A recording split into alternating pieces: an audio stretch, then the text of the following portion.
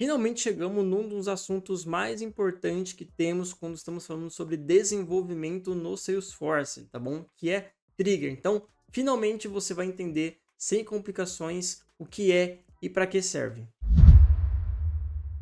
Trigger é muito comum você ver ou você mesmo fazer, tá bom? Então, é um dos códigos que a gente mais faz no Salesforce, beleza? Então, sem delongas, vamos entender o que raio é essa trigger. No módulo anterior, a gente viu sobre DML. Então, a gente deu alguns comandos para inserir registro, a gente depois atualizou a nossa empresa, né? A gente colocou um telefone nela, depois colocou um telefone diferente.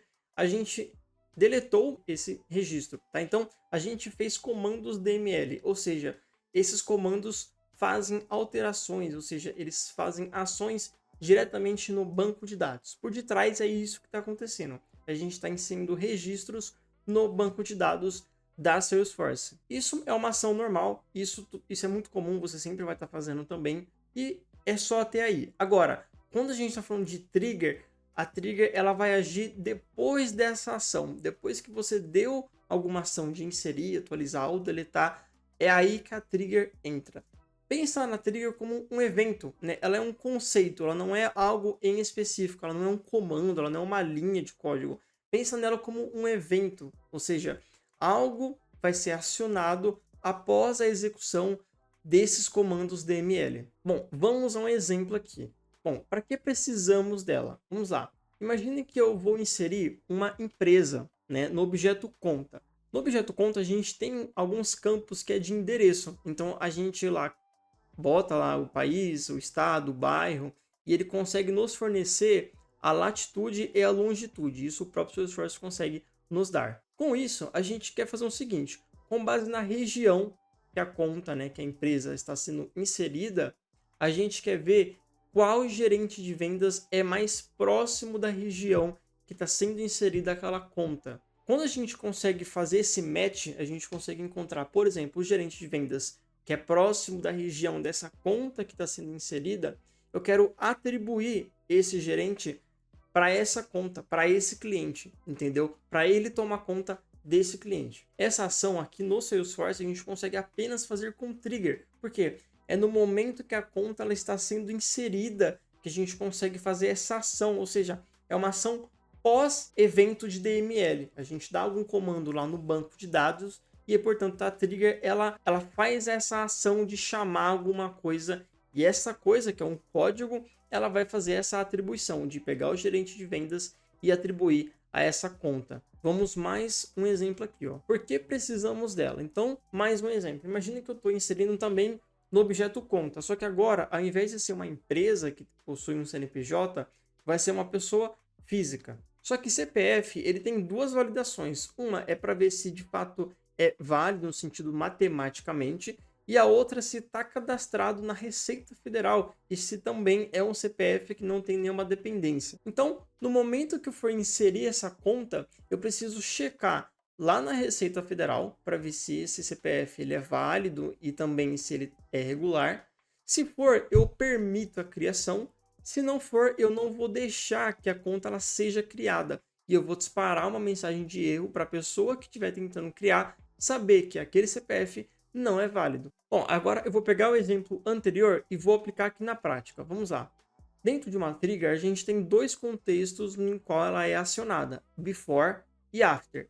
Lembre desses nomes, eles são muito importantes e somente esses dois contextos, somente esses dois tempos que a trigger é acionada. O que é o before e o que é o after? Vamos pensar no seguinte.